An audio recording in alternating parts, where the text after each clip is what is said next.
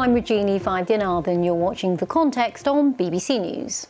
So after days of delays and backroom negotiations, the UN Security Council has voted through a resolution focused on getting humanitarian aid into Gaza, but stopping short of calling for a ceasefire.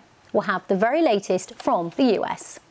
And joining me on the panel tonight, Brian Lanza, former Deputy Communications Director of the Trump campaign, and Susie Boniface, who's a journalist and author.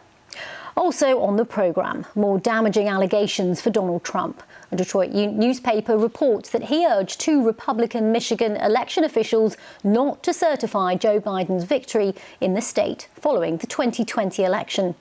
And we'll take stock of the UK economy after poor figures raise fears of a recession in 2024.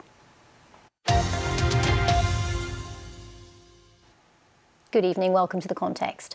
The United Nations Security Council has passed a resolution aiming to get more aid into Gaza, but it stopped short of calling for an immediate truce. This was the moment the vote came in, 13 in favour and 2 abstentions from permanent members, the US and Russia.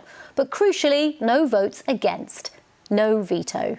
So, after multiple attempts to come to an agreement on action after the October 7th attack from Hamas and the following military operation from the IDF, the UN Security Council has finally passed a resolution that is, of course, in this case, legally binding. Well, let's take a look at the exact wording of the final resolution and what it means.